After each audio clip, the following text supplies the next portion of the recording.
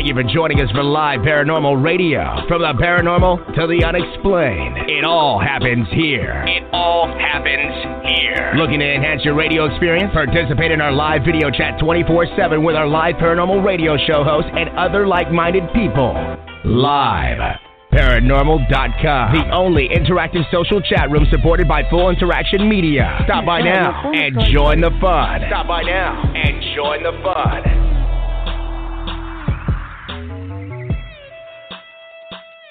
Hello, everybody. As usual, they did not play the Channeling Erik intro. I don't know what the hell is going on, but that's okay. We can live with that. I just have to beat them up, I guess. Anyway, welcome to our show, everybody. For those who do not already know, Spirit Guide Erik Medhus is my 20-year-old son, eternally 20-year-old, who died a few years ago, and now he's a spirit guide. And he helps people all over the world navigate through the human experience using his blog, Channeling Erik, with a K, as a platform. And now he's used this radio show to spread that Erik love and wisdom even further.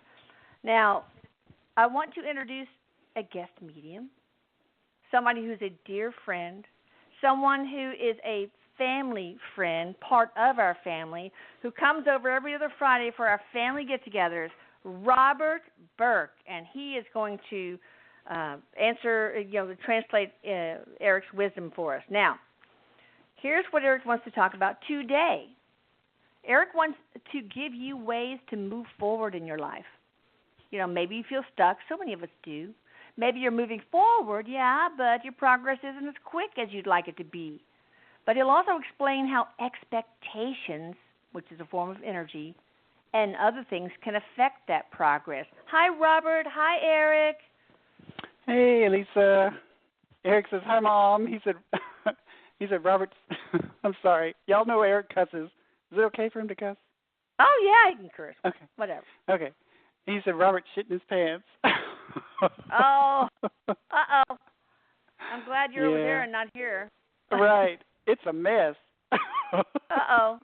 Oh, my God. Lord. He likes to do that. He likes to tell on me, too. Oh, well. I know he does. He does that all the time. It. Yeah. I know. But sometimes he tells Erik, on what do other you have people. to say about what do you have to say about this whole being stuck thing? He said, nothing worse than being spiritually constipated, is it, Mom?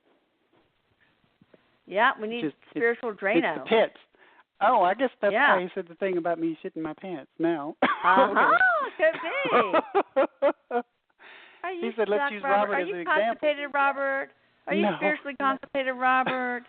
He said, I'm going to pick on Robert and use him. He said, I'm going to pick on Robert and use him as an example. He said the only reason he's getting so nervous is because he's stuck in the anxiety of new experiences. Oh. Yeah, he said, he said he's got to learn how to get beyond that, right? You just got to move on, buddy boy. That's what he says.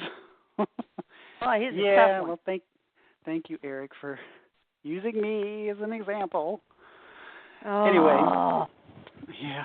So he said. Yet another reason for me to put him in timeout when I get over there. That's right. Go ahead, Erik. Take the floor. There's a lot of reasons, like a million reasons you could put Erik in timeout. Oh, God, yeah. An infinite number. Oh, my goodness. Mm-hmm.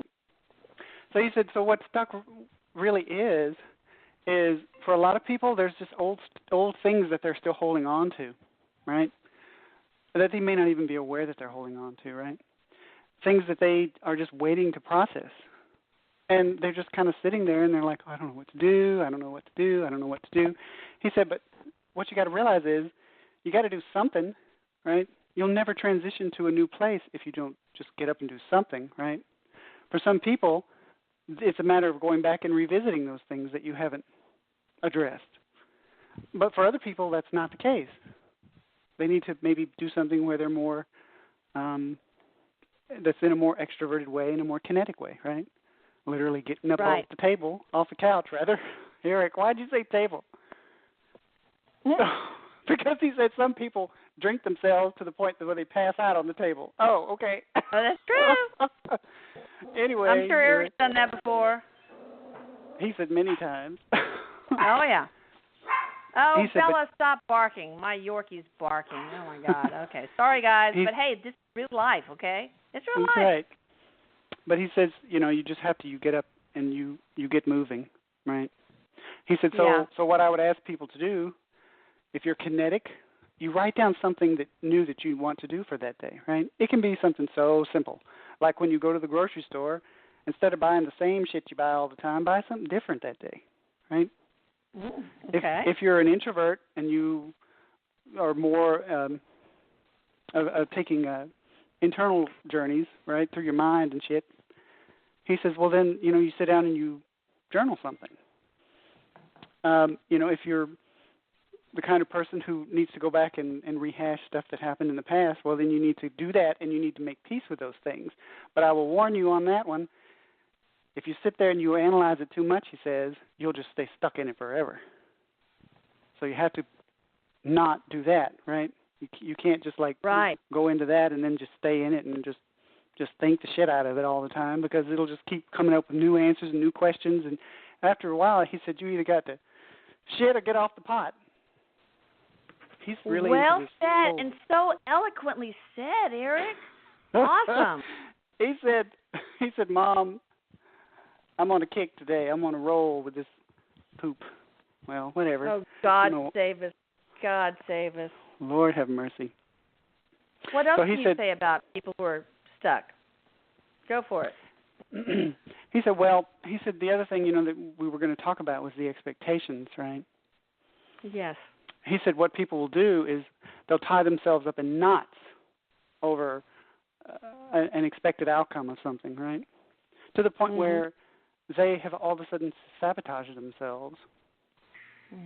You got to get out of your head also, right? You can be in your head whether you're an introvert or an extrovert, right? That's so tough. Yeah, because he said what being in your head is about an emotion flowing from your heart up to your head, right? And then your head sits there and thinks on that shit, right? And then the emotion never goes anywhere. It just stays right there in your body because your brain is holding it in place, right? And then you start taking actions because of the emotion that you feel in the moment, which for everyone who gets in their head, it's always unpleasant emotions, anxiety, depression, fearful stuff, right? So then you start taking actions that are rooted in this fearful place, which is also coming from a place of expectation, and then you start making choices that undermine your ability to make those things happen, right? Erik said, if someone has stage fright, he said, he's using me as an example again. He said, take Robert for example, right?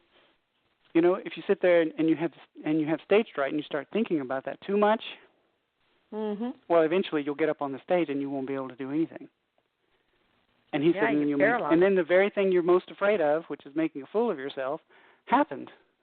But it wasn't because the audience did it to you. It was because of what you were thinking before you got on stage, feeding all the fear. Right. So he said, you just have to get up and you just have to go, right? If you feel that anxiety or whatever, you move through it and you allow it to move through you. Yeah, that's awesome. Anything else on this before we take callers? I mean, maybe you can give us like 2 or 3 tips for people who are stuck or not progressing rapidly enough. What they can do. He was talking about. He just threw me off because he was talking about peanut butter and jelly sandwiches. What? Anyway, he does that with me. He used to love them. Yeah. Well, that's what he was showing himself. He was sitting down eating a peanut butter and jelly sandwich, and he got it all over his face. Oh, geez. That's a blast from the past, for sure. Right. He said, you have that on your face, and, you can have that for later. There we go. It's a snack for later. That's right. You're nasty, Erik. You're gross. He's gross. So you were saying tips, a couple of tips. Maybe like 2 or 3 basic tips that people can take home with them tonight that will help them move, keep from getting stuck or move a little faster in their life. Yeah. Well, one of them I kind of touched on earlier. For some people, make yourself a list. Right?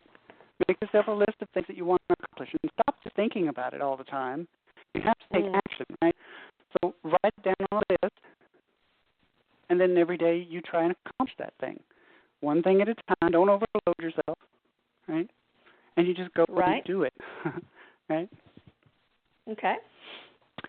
He said another thing that I will tell you that is so good to help people get unstuck is to go out and, he said, this is something I do with Robert, right? I remind him of this, is, you know, when he starts to feel heavy or whatever, I remind him to look for something nice to say about somebody in the environment when he's out and about, right? You know, if it's a you don't toll mean booth, remind. You don't mean remind, Erik. You mean nag. Well, know that's for damn sure. nag, Robert. Oh my God, he is the biggest nag. Oh, Lord. I mean, I thought I was a nag sometimes. Good gracious. But so he says, you know, go out and you find something nice to say to someone every day, right? He said the only reason I say that is because it's especially good for when you have something, well, ultimately he says it's all something emotional that is stuck within you, right? But he says, you know, when you go out there and you do that for someone else, you know, you're putting this good energy out there, right? Which is then helping to feed all the things you want to accomplish, because that will come back to you. But it will also raise your vibration, and it will raise theirs as well. And that is the fuel for manifesting things. Love and appreciation and all of that. You have to do that, Mom. It's important. Okay. So he said, how's that, Mom? That sounds awesome. Let's take our first caller. Are you ready, Robert? Are you ready, Erik? Erik's like clapped his hands together and rubbed them and said, let's go for it. Let's go. Let's do it. All right. So now we have somebody. We got somebody from the 612 area code. Hello. How are you? And welcome to the show. Hello. Thanks for having me. I'm so excited. Hi. We're excited to have you. And I just want to say that my son and I, we listen. We've been listening to Erik for years, and we just appreciate all of you guys that come together and bring us this blessing. It's just really a beautiful thing, so thank you. Oh, thank you. Thank you so much for saying that. Erik's blowing you kisses. Oh, that's so sweet. My question is kind of a combination. I have a 14-year-old son who I just mentioned, and he's been through some pretty traumatic experiences in life, like bullying and some other things. And I'm almost hypervigilant about getting him help. So I think I'm doing okay on that front. I feel like his father, who he hasn't known for most of his life, might be coming back into our lives. And my concern is, like from our highest selves, all three of us, what is the best and healthiest thing for my son, for myself, and for his father? Because I don't know. You know, I'm afraid to make a mistake. Yeah. Oh, aren't we all? Yeah. Yeah. So I was just wondering, like, what our higher self may have to say, or what would be the healthiest path for all involved. Right. So Erik, of course, is here, and he has another spirit that comes in sometimes. It's actually, we call him his girlfriend, rather. Her name is Jillian. Okay. And she does a lot of help with this kind of stuff too, with family stuff, children, relationships, things like that. So her and Erik are kind of working together on the answer for you. So Erik's saying that first thing you do when this person comes back into the life, right, into his life, Erik says it's a process of slowly introducing. Okay. Don't just like throw him right in, right? And then Jillian adds that prior to this person coming in, you and him have a discussion about this, right? Okay. And because your son, as you've alluded to, is very sensitive, right? He's like, very creative, very thoughtful, very, Erik says empathic, right? He picks up on other people's stuff. Wow. Everything you hit on. Yeah. And he is he's like a reflector sometimes. If you know what a reflector is, I've heard that word before, only recently. But there are some people who, when they come in contact with another person, even though they're doing nothing, right, the other person will be provoked by them and will start attacking them, right? This is where the bullying comes in, right? Eric says. Okay. So, wait, how does that work exactly? So her son is reflecting what to a potential bully? Well, what's happening is his energy is provoking in the other person something that other person needs to work on. And typically what happens is the other person, because they're provoked, will then attack the person that's right in front of them, right? And he's so young, he doesn't know how to handle that, of course. You know. So what does he do? Huh? How will he handle it? What can he do? Erik says, well, this is something that over time he will learn, Erik says, and it's necessary for him to learn that, Erik says. And Erik says his mom is doing a fan-fucking-tastic job with helping guide him through this. Erik said she just needs to Erik said just relax, right? And and the other thing he says is it's so hard, I know, because he says, I'm not a mom, but Jilly, knows exactly what this is like when a mom sees her child being hurt. It's like she's being hurt, only exponentially worse. What she feels. So Erik says, to get back to the whole father thing, Erik says, so, you all slowly work together, right? And you have a discussion about this, and then you slowly introduce him, right? And Erik says that Jilly says part of that introduction is showing him, photos of the father, right? Doing some kind of introduction in that way, right? Talking about who the father is, what kind of person he is, right? Mm-hmm. And, the bad, the good, and the ugly. Should she divulge Erik says everything you need about to leave out what happened between the two people, the mom and the dad. Relationship stuff, that's not relevant, Erik says. Right? Okay. Erik says you have to connect with how that person is as a father, right? Which, of course, Erik says he's been pretty fucked up. But Erik says, what you're teaching him, though, when you approach this from a compassionate perspective and from a thoughtful perspective, is you're teaching him to remember that he is the same way, right? The son is the same way, right? And you're priming him for... As a father? No, as the mother. I got you. Okay. When she approaches that in a compassionate way, she's reminding the son of who he is also. He's compassionate also, right? And Erik says, so that will be something that in the future, when he's faced with this issue of reflecting things to people and then being provoked, his compassion will kick in, which will then enable him to know what to do in that scenario, to diffuse it, right? Mm-hmm. And help that person release it. So Erik says these are very important lessons with his father and everything for the future. So is it good that they get together? Are there lessons to be learned? If it's done correctly, is it the right thing to do? Erik said, Erik says it's not about being correct or wrong. Erik says it's about it's supposed to happen. It needs to happen, right? Okay. And it's all part of his journey. Experience. Yeah, it's an important experience for the son. Because Erik says, for kids, they need to know their roots also. Right. Erik says if he doesn't have this father figure, even if it disappoints your son, right? Your son still needs to know where he came from. Because if he doesn't, Erik said he'll always be wondering. And he needs someone also to reflect to him how he does or does not want to be. Okay. Do you have anything else to ask before we get to the next caller?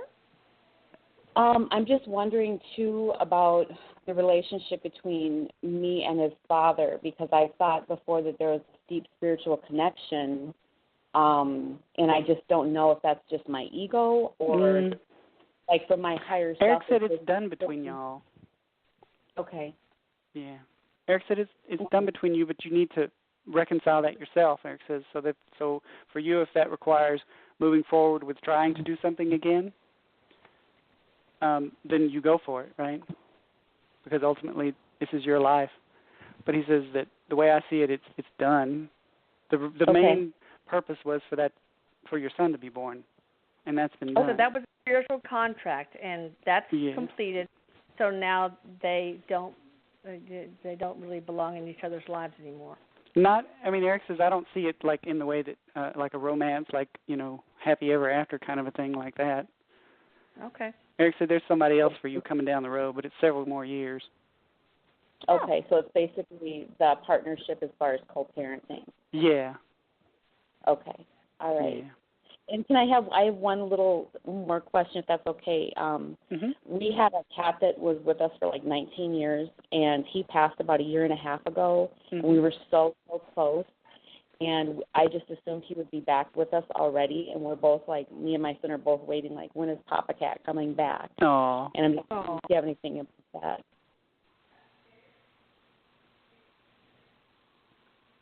Okay. Papa Cat is showing a stray cat that's outside the house, or either like in the neighborhood or something. Okay. That Papa Cat is influencing to come to y'all. I don't know if you've seen this cat or not yet, but be on the lookout for that. Because that cat. Do you know what he looks like?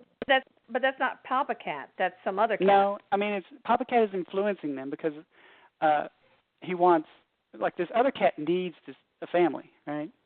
Oh. Okay. So he's like his nature is like let's help, right? Oh. So he's coming in for that, but that's not the only cat. There's another one. Oh. Okay. I think this cat is going to have kittens. That's what he's making me feel. Oh. Okay. Somehow or another, this stray cat is going to get it to where y'all have another cat that is Papa Cat. Oh wow. Okay. Yeah. I really can't see what it looks like. Cool. Yeah, so I mean, cool. I did see a cat that was color that would be. I don't know if it's like a white or if it's like a light gray with fluffy tail and all that stuff. I don't know if that's a stray he's showing me or if that's Papa Cat or if it's some other cat you had, but anyway. Papa Cat was coon, so he was really, really big and kind of a tabby. Yeah, this one doesn't look like that. So okay. So I don't know which one that great. one is. I hope this helped you. Hope this helped you. That was so helpful. So helpful. So thank you guys so very much. I so appreciate it. And thank you, Erik. He just blew you kisses again. Aww. Thank you. Sweet. You're welcome. Okay, let's see who we have next on our list. Bear with me, people. Bear with me. Let's see. We have 1, 2, 3. Okay, here we go. We have somebody from the 256 area code next. Had to get to my studio page. Sorry about that. Hi there. How are you doing? And welcome to the show. Hi. Hi. What can we do How for are you? Sorry. Hi. I'm Josephina. I'm 16, and I'm pagan, although I'd like to identify as Wiccan. And I just feel really lost because for years I've been trying to practice witchcraft, but no one can really take me as their apprentice. And, like, I live in Huntsville, Alabama, it's kind of hard to find other people like that here. Oh, God, yeah. I just don't You're the know Bible what Belt, steps girl. to take. Bible Belt, that is tough. I just don't know what steps to take to advance in good witchcraft and not any dark stuff. Right. Of course. Just so you know, Erik actually handpicked you before the show. Erik said caller number 10, right? And you were caller number 10. So Erik was really wanting to talk to you. Oh, thank you. Yeah. I definitely tried. I was actually holding hands with my friends next to me and whispering under my breath, 256, 256, 256. Well, he said number 10, dude. Tell Mom number 10, number 10. That's right. Okay. That's pretty wild. And I actually got the full body chills. So that for me is like a sign that it's like they're like saying, "Yay!" So Wiccan. Yeah, well, my mom has always told me and my sisters that we were born witches. Yeah. My eldest sister long line lactated of them. Long line of them. Really? Yeah, Erik says there's a long line of them. It's all throughout your lineage, but it wasn't always known because that kind of stuff, Erik says, in some parts of the world can get you killed. Yeah. So Erik says, yeah. Erik says, this is so interesting. too, he says that I wanted to make this interesting rather for people because he says it's so cool how the caller before was dealing with stuff with family and stuff and in a sense, like, lineage with the son and the father. And now we're moving on to this with you, with paganism. Yeah. It's about knowing where you come from, he says. See how it ties in with the first caller. That's wild. Anyway, cool. So he says, he said it's true, as far as the area that you're living in, he says, it's just not going to be possible for you to find people who can train you and apprentice you within your area. But but there are online communities, he says, that you need to investigate.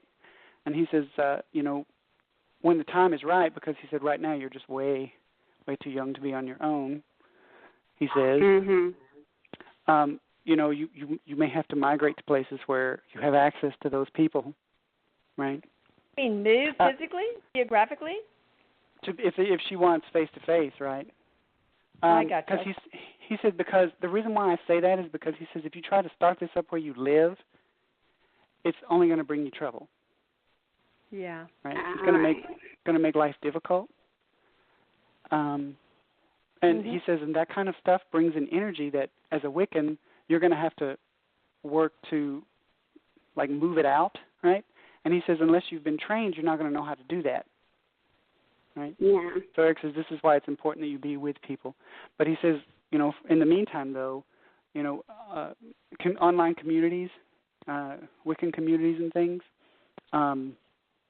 they can offer a lot of support and a lot of guidance until you're able to get in with that community and be immersed in it, like on a person-to-person level. So basically, it's like go online until she's old enough, and then she can migrate geographically to find the community. And the places that he shows me where there's more concentrations are like California and Oregon and Washington, places like that. Oh, and where else? He said New Mexico, but I wouldn't think New Mexico. But anyway. Well, New Mexico, not Mexico. It's like northeast, but I don't.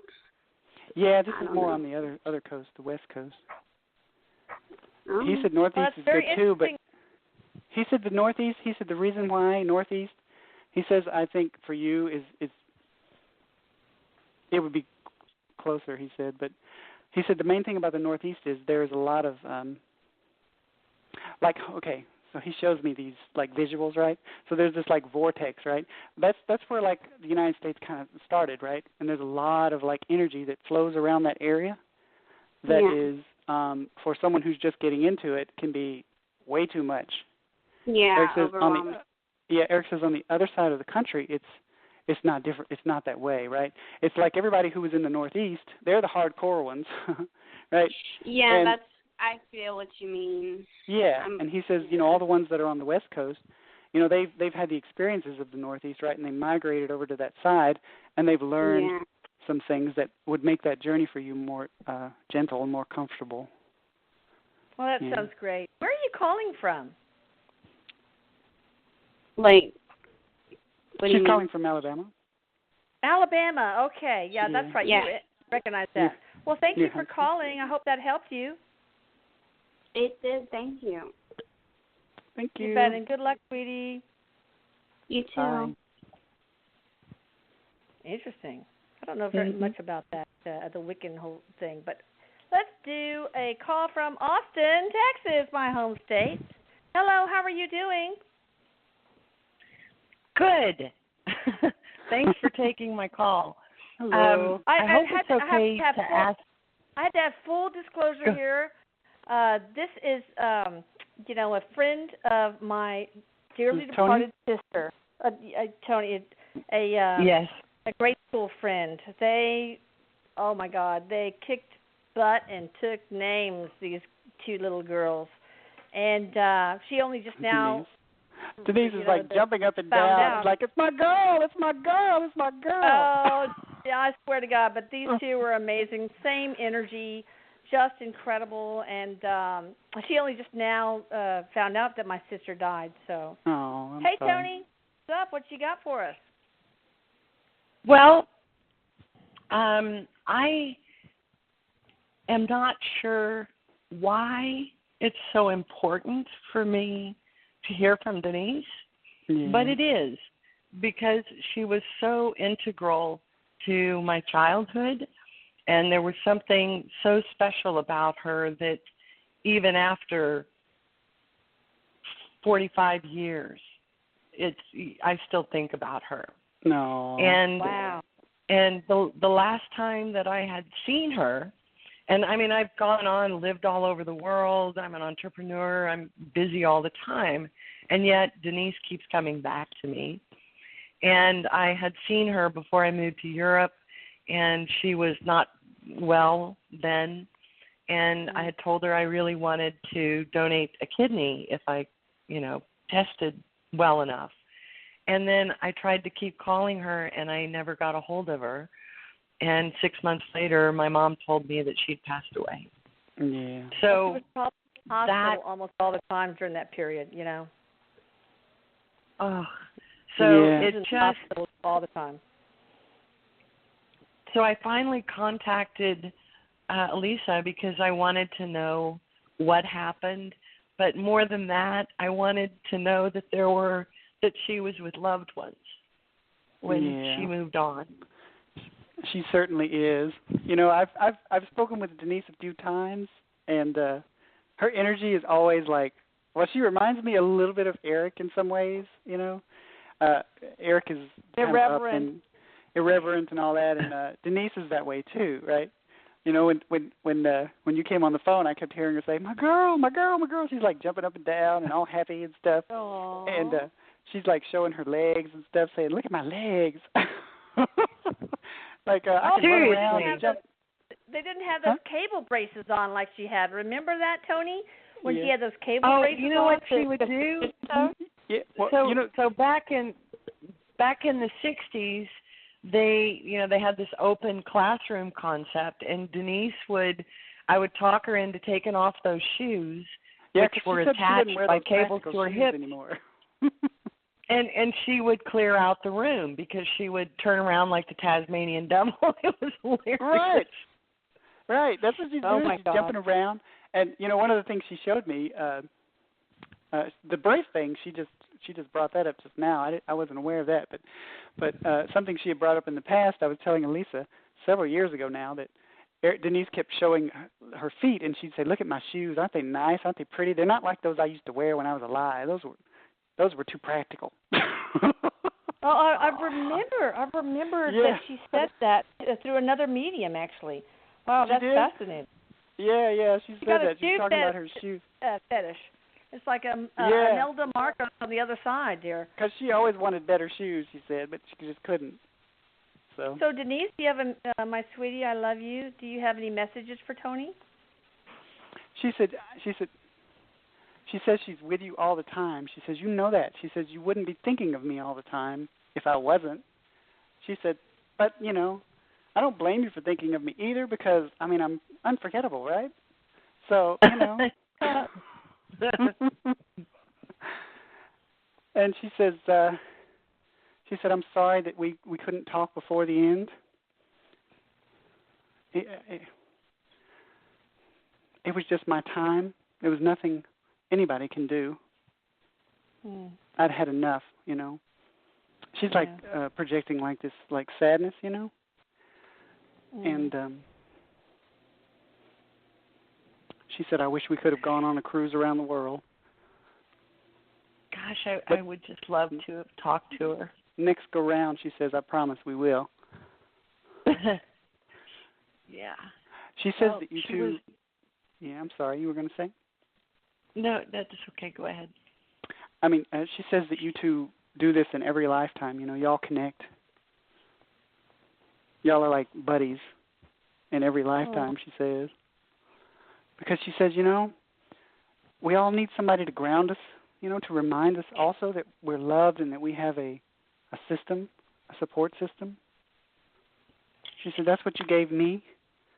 That's what I tried to give you, and I know I did, because she says, if I didn't, you wouldn't be thinking about me all the time, now would you? Sorry, she's being silly. True. Yeah. Well, I just want her to know that out of so many people in my life, that she's the one that really stands out over the years. So she's so happy with that. She's just smiling. Her face is just beaming. Do you want Denise or Erik to go get Morgan for you? You want to talk to Morgan? Any message from him? Your nephew. Yes. Okay. Let's see if they can pull him forward. So there's a young man who shows up. He's showing himself as a young man. Like, I don't know, maybe 18, 23, something like that. That's how he shows himself anyway. And he's like holding his head down, and he's like taking his time walking forward. He's like kind of looking down at his shoes, and he's like taking each foot, and he'll just put it forward, and then he'll kind of like tap a little bit, and he'll slowly look forward. Now he's just kind of like looking at me and smiling, and it's like, "What's up?" That's what he just said. Now, he died in a car accident, right, Tony? Yes. Yeah. Yes. Well, he shows himself as young. I don't know how he's not. He was 25. Okay. So I saw him. He's in like 18 to 23 years, what I guessed.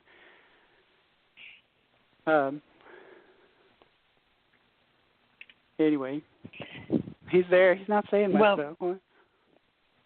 Yeah. He said, I'm here. He didn't always say much. Yeah. I just wanted him to know before he died, I had gotten mad at him for doing something. Oh my God, he just said that. He just said, "I'm not mad at you. Don't be mad at me." Right? And what that is it's a message that says it's nothing to worry about. Right? There's nothing to be mad about. There's nothing to be worried about. Oh. Yeah, he was talking about mad. He was talking about being mad. Yeah. He said, "Let it go." Really, because it's killing you. I'm already dead. It's not going to kill me. I'm sorry. They make jokes like that sometimes. It's kind of irreverent, and I don't know how people will take it sometimes. But well, is he with his girlfriend Lauren? She also passed away in the accident with him.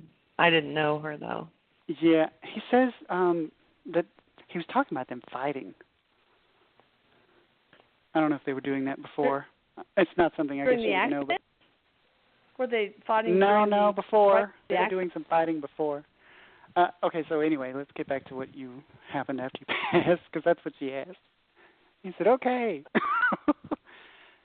He says that, okay, so he shows them both after they've passed, and it's like she's like, okay, like he shows this visual of like the Titanic, right?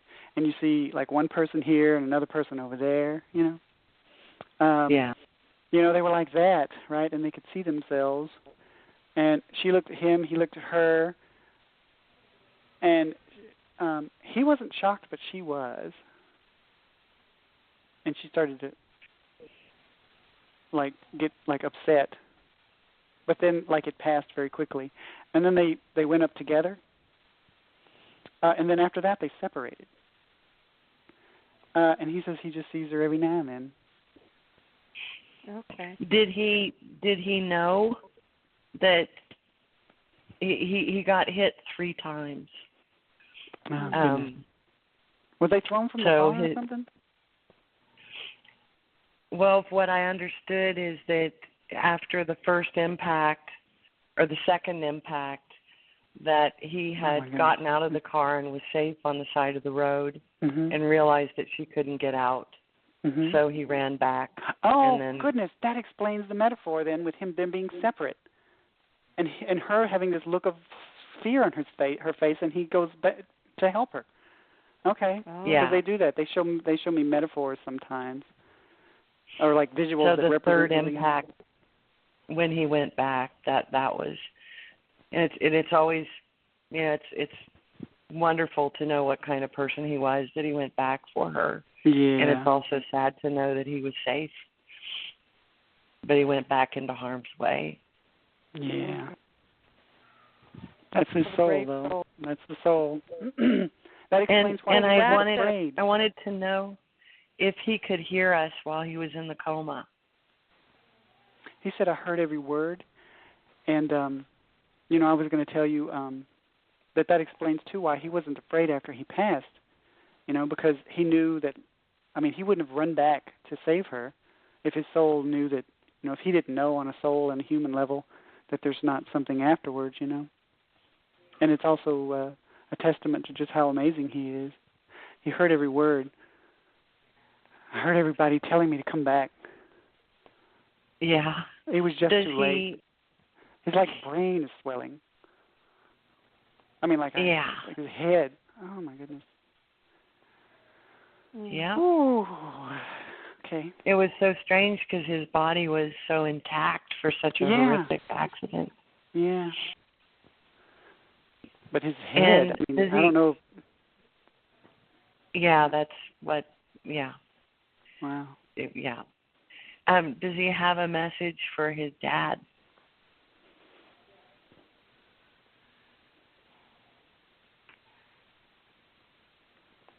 He's apologizing for not being able to be there.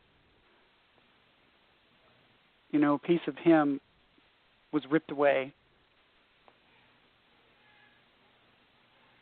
He goes over that night. Why did you go down that road? It was meant to be. It was meant to be, Pops. I got to go where I got to go. Wow. You got to let me go. Does he think that his dad will ever find peace? He said it's a hard road for him. I wish I could say that he would find it sooner than later. Because he said no new son, no nothing is going to bring me back, right?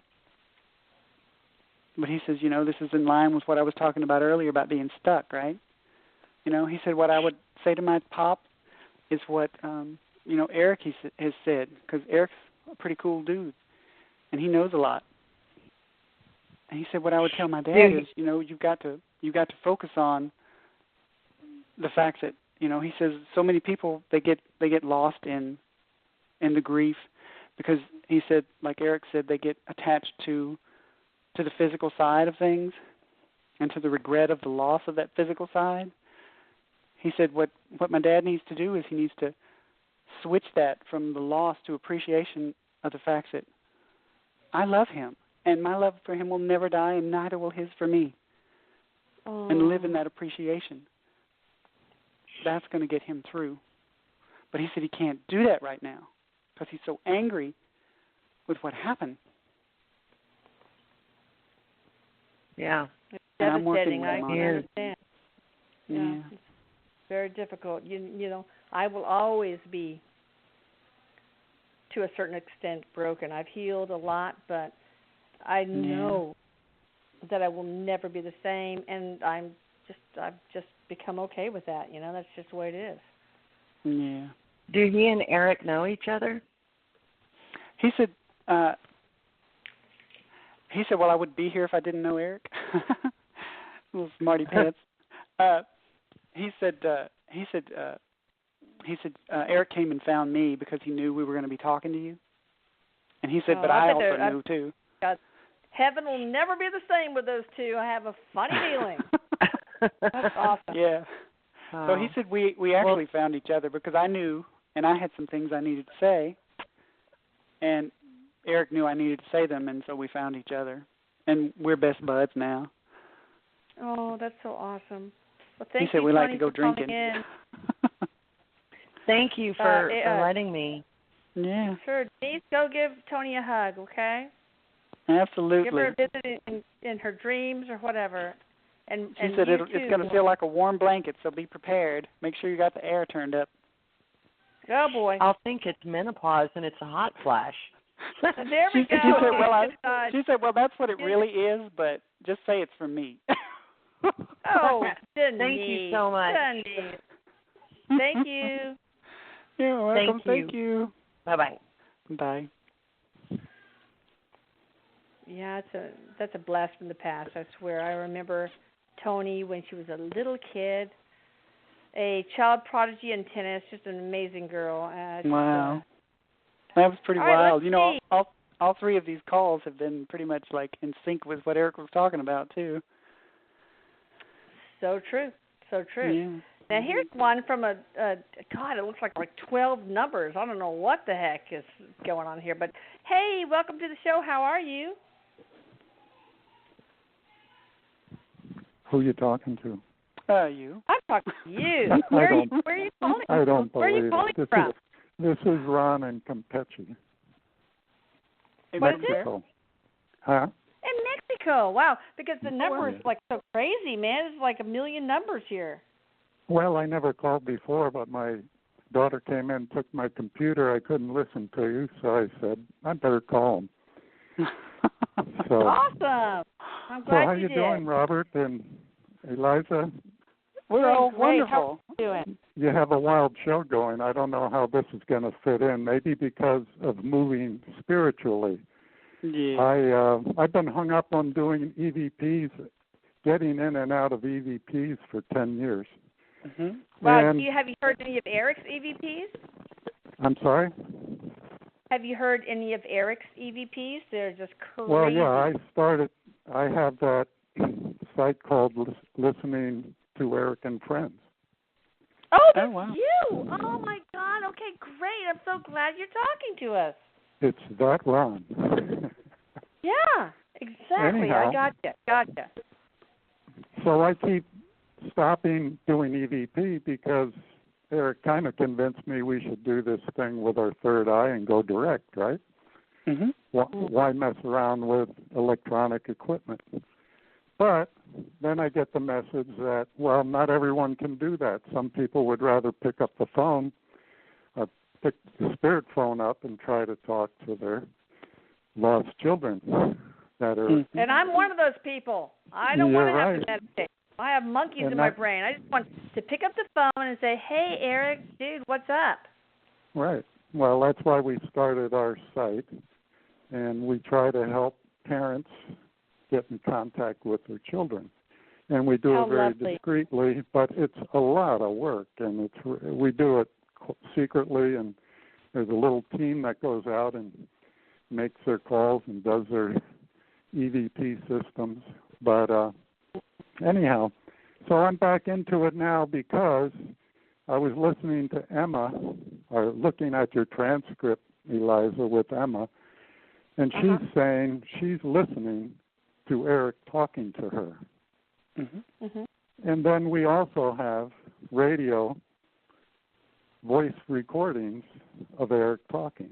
So why in the world can't we get that frequency and make a device? Maybe it's like a little earphone that goes in your ear and it pulls up the frequency and records it and feeds it back. I don't know what it is, but I even brought in Tesla going through Allison and interviewed Tesla. He says, yeah, in the future we're going to have, everybody will have one in their house, a device so they can talk to the spirit world. Mm-hmm. Oh. So this really isn't about just me. It's more like how can you be service to others who aren't going to be able to open their third eye. So I'm going to schedule with one of our psychics and see if we can stand with Erik and figure out how to do this. So I thought, well, here I am. Maybe he can give us some hints right now. Great Erik question. says, well, Erik, what can we do? Good idea. Yeah, Erik said, well, one thing, that's a hindrance, he says, is everybody has to, stop thinking, right? He says at a certain point, of course you got to do your planning and all of that stuff. That's absolutely important. Your equipment, have all that set and everything. But he said the energy of the room also has to be in a certain place, right? And he said, and the way you will know the energy is in the right place is it will feel light. Mm-hmm. It will feel light and happy. It won't be pragmatic. It won't be analytical. It won't be stuffy. It won't be depressed. If it's all those things, Erik says it's going to make it difficult for us to imprint that EVP on the device that you're using. Yeah. Because he said, honestly, it doesn't matter what fucking frequency you get on. We can get through as long as the energy is in the right place. Right. Well, the energy is what raises the frequency, though. If you are joyful, lighthearted, then the energy the frequency goes up to whatever megahertz or what have you. Yeah, that would make sense with what Eric's saying. Megahertz, what hertz does he need to hone in on digitally to tap into the spirit world? Eric says, Mom, it can vary from day to day, honestly, right? But he Why? says, because he says it's like a soup, right? He said when you're in a room, right, you've got the frequency of all these other places. Think of it like a storm system, right? Eric says, right? It can change, right? It's not going to be a storm system everywhere, right? So that can affect things, right? But Eric says, I'm telling you, though, if you come in there and you make sure that the vibration is raised so you're all joyful, you're happy, all these kinds of things, Eric says it's going to make it easier for us to imprint, and it's also going to make us want to, because sometimes we just don't fucking want to. Why? It's like you have emotions. Because Eric says we're not here to give you a dog and pony show. Oh. Yeah. So Eric dance, says we do monkey it boy, when we dance. want. Yeah, well, it doesn't work that way. And he said a lot of people in the physical world, this is why scientists have a hard time sometimes getting good data, because he says they're having to contend with our free will. You know, and we don't answer yes and no. We answer yes, no, or maybe, or not at all. Yeah, right, exactly. Yeah. But he did. But there was a number 942, so it could be 94.2 or 9.42 or something like that. Is it 94.2, Eric? The frequency. He said, yeah. He repeated it several times. 94.2. Okay. Is it megahertz or hertz? I don't know anything about that stuff, but Erik says hertz. Yeah. Okay.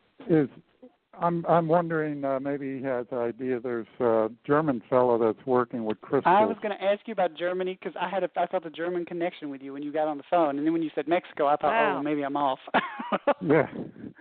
Well, he's doing something with crystals and laser lights that are doing something. I don't know, but it sounds very high-tech stuff, and I'm just wondering if we can do some kind of crystal alignment in circles or, like Wiccan. Yeah, Erik says for some spirits, they get attracted to that. Erik says crystals have emit a frequency that is, he says very pure, right? Right. Even the crystals that aren't, like, so pristine, they still emit a very pure frequency. Yeah. And there are certain spirits that just love that. Like bees to a flower or something. And a lot of them are aligned with, like, spirits that are not from the earth. Some of them are aliens. Some of them are like those kind of spirits that, I don't know what they call them, like fays or pixies or fairies or whatever. Like there's kind of energy that's like that, that's more nature inclined. But they've not really lived as humans. And then other beings that are more interdimensional. Yeah. And Erik says, so when it comes to EVPs, you may not hear something that makes sense. Right. Yeah. Yeah. But he said, you might get lucky, and there'll be somebody that projects in English. Yeah. Well, let me ask you a question. If we're working to try to find the daughter or son of someone working with the parents, trying to find the deceased children, would we work through someone like Erik, or would we have a personal tech that works with us, or our own personal guide that works with us? How do we get that contact with that child? Erik's question. I will have to say this probably has to be the last because I don't want to run into somebody else's show. But awesome way to end this. Go ahead. Yeah. Erik says he will absolutely help you to do this. But Erik says the only thing I would say is that whomever the medium is that you use when you use them, Erik says if it doesn't work sometimes, it may be because that person's energy doesn't gel with mine. Because Erik says my energy can be sometimes off-putting to people. Right? But he says I'm always willing to help, and he said what I'll do in those scenarios is I will bring someone in that will work with the medium, Erik says, in fact, what I would recommend to you is when you use a medium for this kind of stuff, ask that medium who they have as a guide, right? And Erik says, and what I'll do is, I'll be right there alongside of it, and work with them to help amplify the signal so we can figure out what's going on, where these people are, because he said, because some of these people, there are some people who you were going to encounter where the person isn't dead. Right. They're missing. Well, guys, we're going to have to close off because otherwise I'll get into such big trouble, and I don't want to be busted. So thank you so much for calling in. This means a lot to me. I'm delighted I got through. It's amazing. Thank you very much. I'm so glad you did too. And because the work you're doing is just amazing. And Erik is kind of cool because he has such strong EVPs. I mean, I think it's because he has so much love energy from the Channeling Erik membership that he really comes through so loudly and clearly sometimes. But anyway, I really respect what you're doing. I think it's amazing. Okay, thank you. We have all his EVPs on file, so I appreciate what he's doing and what you're doing. Tell us where people can go to check you out and your work. Well, it's called Listening for Erik and Friends. And that's on Facebook. It's a Facebook site, and we don't charge anything. We just do it as a team, and everybody's pretty anonymous because it's all. If someone wants to promote that we're doing it on our site, we do. But most of the parents, we just work with behind the scenes, and no one ever knows we're working with them, except the parents. What a humanitarian effort! I just praise you so much. And guys, thank you everybody for calling in, for listening, and for being part of my family. I love you guys all. Robert, thank you so much for helping and being Erik's voice today. And Erik, I thank you, and I love you so much, baby. I miss you so much. I just want you to come over and sit in my lap right now. I really do. He said, you don't want to do that, Mom. I've got gas. Oh, great. Well, I won't hold out, hope.